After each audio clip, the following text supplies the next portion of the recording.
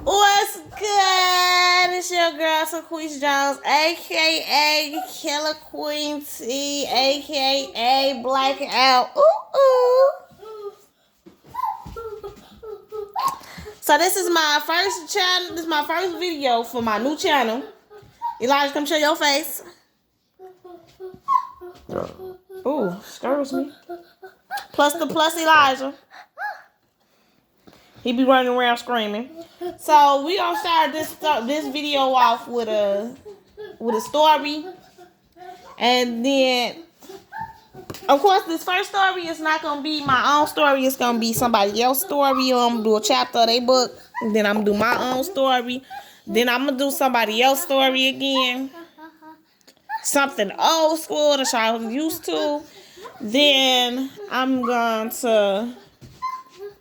we gonna do some YouTube, some random questions that bored mans look up on some Google shit, and then we just gonna talk about like what you should can expect from my channel. So now the first story that we gonna read, I gotta make sure I write the stuff down so I remember. It's called Dumb as Me. It is by Michael Gamer. It's a real old book. I read it. It was real good. We're going to take our time reading it. I think I'm going to read like one chapter for y'all. No, read all of it. No. Why? I said so. Because it's old? No. I just want to do not a lot. So I might do the first two chapters. Chapter 1, The Stock Exchange. It started one Sunday afternoon. It was a beautiful day, one of the best days of the entire summer. Not too hot. It was the perfect day to be at the beach. There was a light breeze blowing. I could smell the soft scent of salt in the air. It almost smelled like money. I was just hanging out with my boys on the beach, drinking, talking shit, telling lies, and disrespecting women. The usual immature stuff men do. I was feeling good. Full of that Hennessy, amongst other things. Mind wandering, rock hard, and surrounded by all those fine women. Then all of a sudden, the baddest woman I ever seen memorized me. My gaze became clear. My speech pattern changed. I knew then she would be the next woman I would misuse. I was fantasizing. I could just feel myself inside her. The warm, wet, deep, tight. Woo-wee. I had to have her. I laid back and played the cool. That's what pimps do. I wanted to see if she would choose me. She made her rounds. Damn, it seemed as if she knew every person out there. That's cool, too. I thought slut action. She let all the boys hit it. Men do that every now and then. Get an animal on the side that all the boys can run up in. Action like that is scary because it could kill you. As she moved through the crowd, it gave me time to observe her. I had to have her. I mean, her. This woman, her skin was caramel, more like caramel swirl. She was about 5 feet 10 inches tall. Her breath was at least 38 C. Her midriff was exposed. Baby's stomach was ripped. Legs long and thick with a slight bow. And that ass? She had ass for days. Not an average ass. She was a goddess. I wanted to rush her, but that's what a buster would do. So I laid back. From a distance of about 20 yards, our eyes met. I paused looking directly at her. I wanted to see how long I could hold her attention. At that moment, it was as if we were the only people in the world. She walked more like glided toward me. Eyes never lost contact.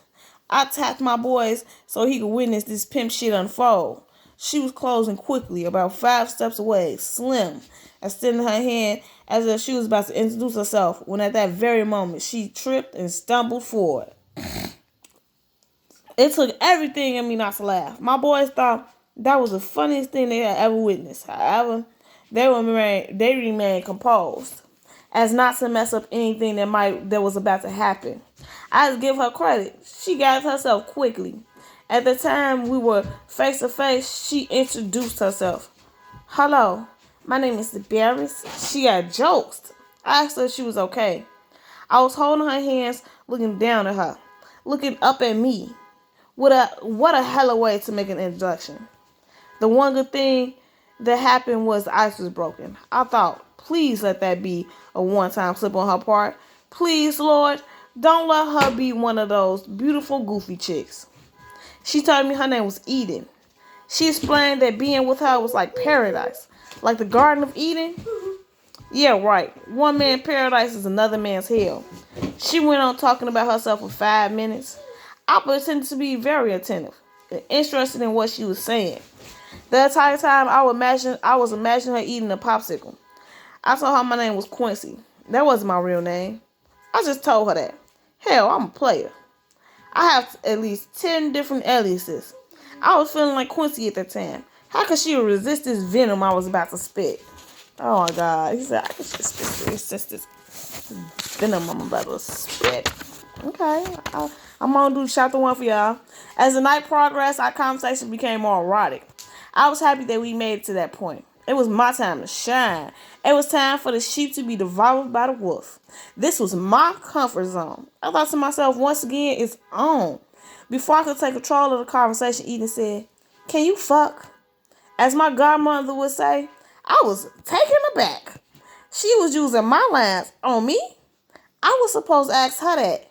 I was not prepared to answer that question.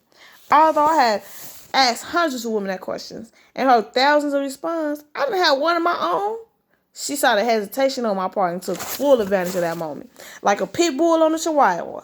She told me not to answer, just listen. My man was totally screwed up at this moment. She said, I know you can fuck, but can you do it good? We were standing at that time. I suggested we sit and talk. I only made that suggestion because after the question, it made me hard. Not an average hard, hard enough to cut diamonds, penetratory hard. I finally responded by saying, I was good, man. Good answer, she said. I felt like a real buster. That was the only response I could remember. Some girl told me that, so I used it. This was the first time in my journey through a player's life cycle I ever felt as though I needed to check my game. Honey was on point. I knew I could get into this woman, and that was scary. Laughing and talking about dumb stuff, our conversation continued into the early morning hours. I was enjoying her company. I could tell she was feeling me too. Several times during the course of the evening, my boys told me some of my previous victims were inquiring as to why I was spending so much time with Eden. Stuff like, is that his new bitch? I saw a lot of scrubs looking at me out the corner of their eyes. They probably wish I was gay. One thing I can't stand is a player hater. Despite popular belief, all bitches ain't women. I didn't mind spending time with a woman like Eden in public because it raised the value of my stock. I knew my shit was about to go through the roof. One thing I've learned about women over the years is they know someone has interest in you, they want to find out why. Moreover, if the woman interested in you is fine, fine like Eden, the other woman must find out why she chose me. I guess it's in their nature. We decided we enjoyed each other and wanted to spend more time together. We exchanged paper and cell numbers. That was an immediate red light. I didn't care. I just wanted to hit it. If she had bags, it didn't matter. She had to carry it. We both knew what time it was, so neither of us said anything. She told me to holler at her when I was free. I agreed I would call her.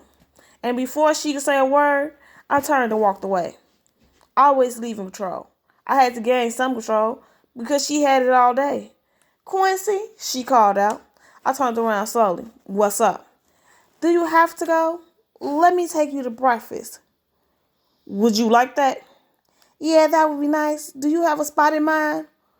We could go get dinner on Washington. That's cool. I'll meet you there. No, let's walk. It's not far. Come walk with me. Is that okay with you? Yeah, that's cool. Lead the way. We walked down the street looking at each other. I definitely didn't know where this was going, but I had a damn good idea. Hold my hand, Quincy. I gave her my hand. Your hands are so big. I feel so safe with you. Put your arms around me.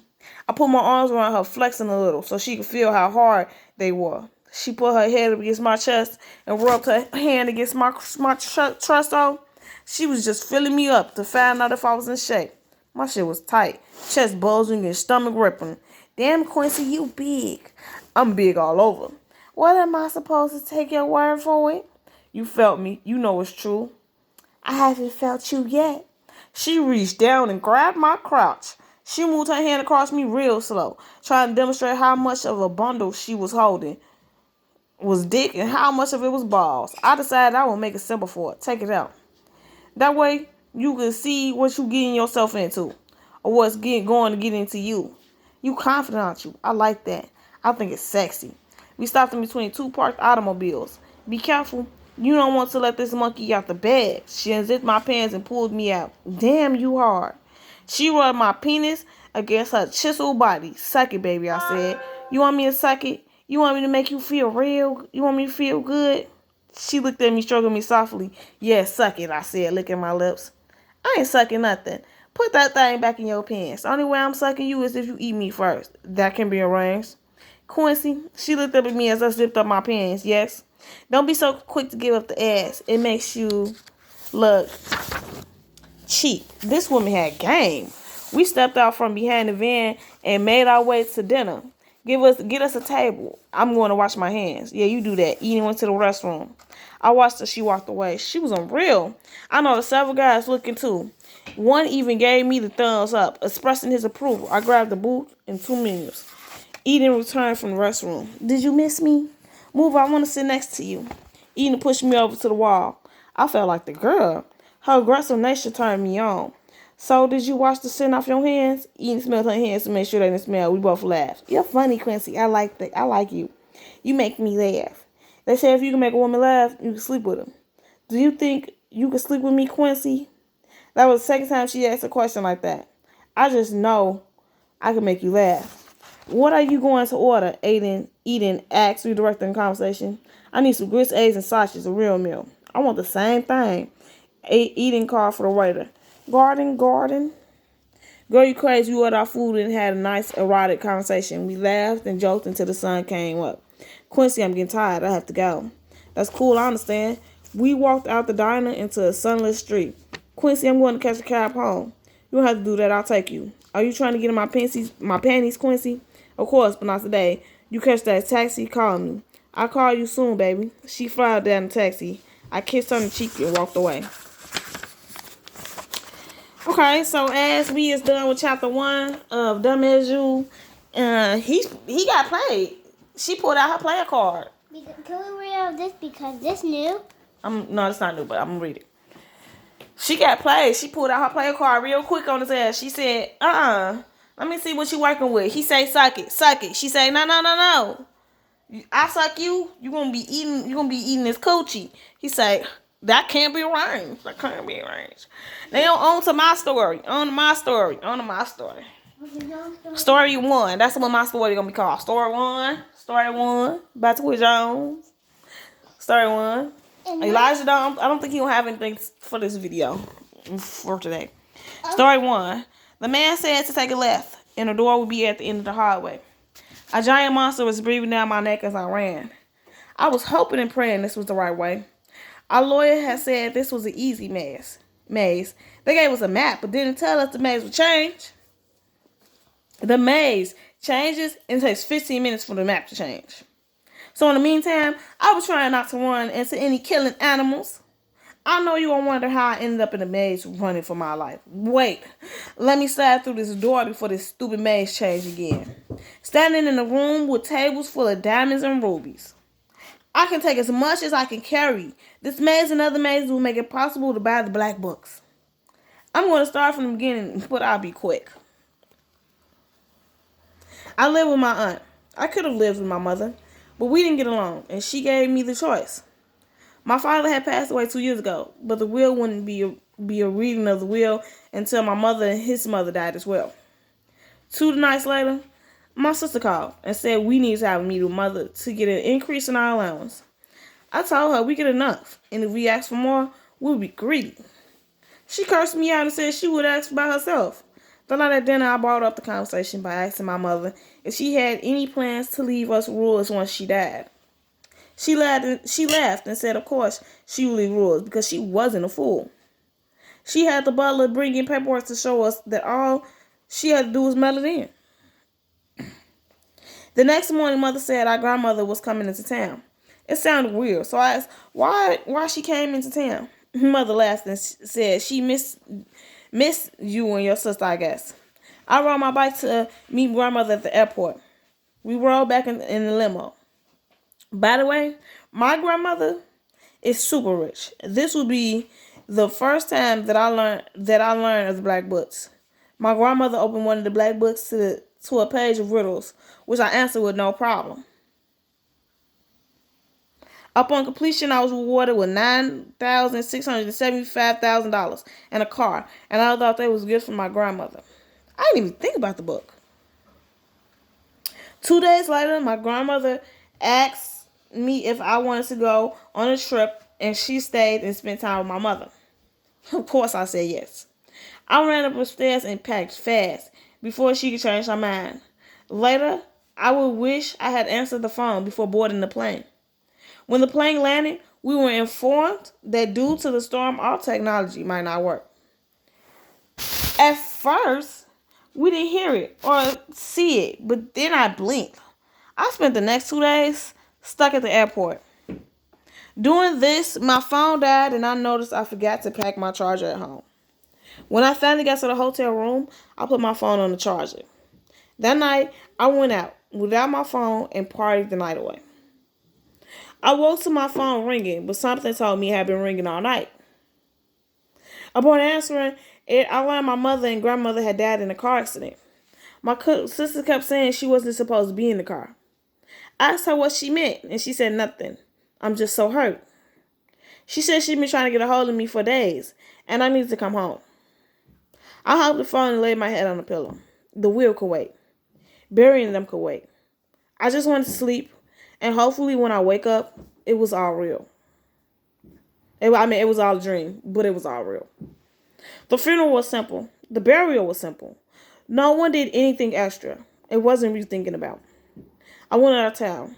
I refused to sit down for the reading of the will. Then a black book showed up in a box, in a smaller box with a wallet on top of a black book. It was weird, so I had put everything back and set it by the front door. Just as I was about to give in and agree to set a date to read the will, I got the call that would change my life. My aunt had passed, and I had already received her book. The man on the phone said someone would call to explain the black book to me. I told my sister that we could set up a date to read the will. My auntie wasn't even buried. The black books came from the depth of hell. The devil had taken a human lover who was pure. When it came time for her to take her last breath, the devil would bring her back. After a while, she began to hate the devil.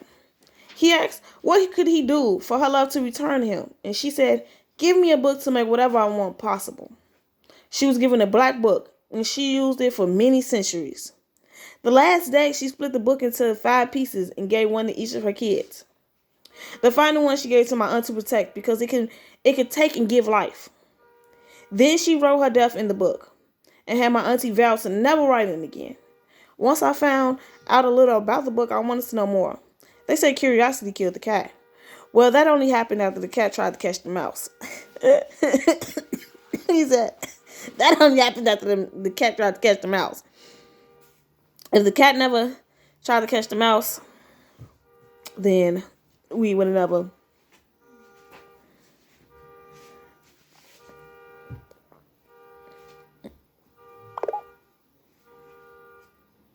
Hold on.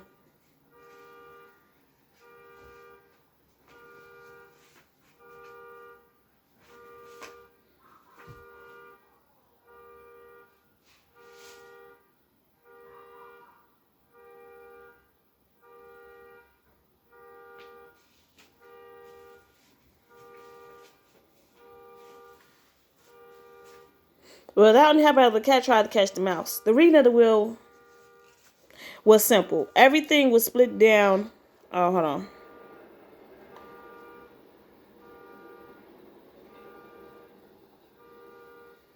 The reading of the will was simple. Everything was split down between both of us. Then a box of black books was brought out. It contained 2 black books that looked like regular notebooks, but they were a little thicker than a regular notebook. The books had names in it and what they would do or give us for free. The first half was good deeds or small money. The middle was questionable deeds or in-between money. The back half was pure evil or giant money. The rest was just do's and don'ts of the book. I'll tell them to you as we go along. My sister had already started flipping through the book. Looking up, she says, let's do the first one together. Our lawyer said we should do a maze. My sister said no, and I was about to agree to when he cut me off. Hear me out. This is an easy maze. You will be given a map with directions on how to get out and how to get to all the riches. All you have to do is flip to the page, poke your finger, and touch the paragraph you want to use. I did it thinking nothing would happen. I heard a whoosh, and when I opened my eyes, we were standing at the door of a tall building. Of course, y'all already know the tall building is the maze, and we end up running around in the maze and all that other good shit. So if y'all want me to expand on that, I will. My last thing that we do before I do my outro, of course, I'm gonna be doing. At this point, I just gonna be 2 stories and a story of my own, and. Well, 2 stories and then a story of my own. I'll do a chapter, 2 stories, and then a story of my own. And if I don't do a story of my own, then don't worry, I got y'all. And there. Okay, so for our last story, we finna do Stuart Little by E.B. White. E.B. White, get that Stuart Little. Chapter 1, of course. Ooh. Cause like maybe I might come back and I might do. I think that's what I'm gonna do. But for the rest, almost fell and killed myself. Stuart Little, chapter 1. Ooh, it's got noise. Almost have to In the drain. When Miss Frederick C. Little's second son was born, everyone noticed that he was not much bigger than a mouse. The truth of the matter was, the baby looked very much like a mouse in every way. He was about 2 inches high, and he had mouse's sharp nose, a mouse's tail, a mouse's whiskers, and the pleasant shy manner of a mouse. But he was many days old. He was not only looking like a mouse, but acting like one too, wearing a gray hat and carrying a small cane. Mr. and Mrs. Little named him Stuart, and Mr. Little made him a tiny bed out of four clothespins and a cigarette box. Unlike most babies, Stuart could walk as soon as he was born. When he was a week old, he would climb laps by shimmying up the cord. Miss Little saw right away that the infant's clothes she had provided was unsuitable, and she set to work and made him a fine little blue worsted suit with patched pockets in which he could keep his handkerchief, his money, and his keys. Every morning before Stuart dressed, Mrs. Little went into his room and weighed him on a little scale, which was really meant for weighing letters. At birth, Stuart could have been sent by first-class mail for 3 cents, but his parents preferred to keep him rather than send him away. And when at the end of a month, he had gained only 1/3 of an ounce, his mother was so worried she sent for a doctor. The doctor was delighted with Stuart and said that it was very unusual for American families to have a mouse. He took Stuart's temperature and found that it was 98.6, which is normal for a mouse. He also examined Stuart's chest and heart and looked into his eyes silently with a flashlight. Not every doctor can look into a mouse's ears without laughing. Everything seemed to be all right, and Miss Little was pleased to get such a good report. "Feed him up," said the doctor cheerfully as he left. The home of the little family was a pleasant place near a park in New York City. In the morning, the sun streamed in through the east windows, and all the littles were up early, as a general rule. Stuart was a great help to his parents and to his older brother George, because of his small size and because he could do things that a mouse could do and was agreeable about doing them. One day when Miss Little was washing out the bathtub after Mr. Little had taken a bath, she lost a ring off her finger and was hard to discover that it had fallen down the drain. "What had I better do?" she tried, trying to keep the tears back. "If I were you," said George, "I should be in a hairpin in the shape of a fish hook and tie them to a piece of string and try to fish the ring out with it." So Mrs. Little found a piece of string and a hairpin, and for about half an hour she fished for the ring. but it was dark down the drain, and the hook always seemed to catch on something before she could get it down to where the ring is. "What look?" inquired Mr. Little, coming into the bathroom. "No look at all," said Mr. Little. "The ring is so far down I can't fish it up." "Why don't we send Stuart down after it?" suggested Mr. Little. "How about it, Stuart? Would you like to try?" "Yes, I would," Stuart replied. "But I think I better get into my old pants. I imagine it's wet down there." "It's all of that," said George, who was trifling annoyed that his hook idea hadn't worked. So Stuart slipped into his old pants and prepared to go down the drain after the ring. He decided to carry the string along with him, leaving one end in charge of his father. "When I jerk 3 times on the string, pull me up," he said. And while Mr. Little knelt in the tub, Stuart slid easily down the drain and was lost in the view. In a minute or so, there came 3 quick jerks on the string. Mr. Little quickly hauled it up. There at the end was Stuart with the ring safely around his neck. "Oh, my brave little son," said Mrs. Little proudly, as she kissed Stuart and thanked him. "How was it down there?" asked Mr. Little, who was always curious to know about places he had never been to. "It was all right," said Stuart. But the truth was the drain had made him very slimy. It was necessary for him to take a bath and sprinkle himself with a bit of his mother violet water before he felt himself again. Everyone in the family thought he was awfully good about the whole thing. Yeah, he is, cause do you just ask your kids to go down the damn drain to go get shit? Like, what the fuck? All right. But yeah, we gotta start off little. So 5 likes, 5 comments. We'll do the next chapter of both books. And if y'all want me to do another chapter of my story, then just let me know. Elijah, you got something you want to say, baby? Come down below and hit the like bell. And we've been recording for a lot of hours. So just hit the like bell and get the merch. Yeah, give us that like button. And we ain't on my shirt, but we get that.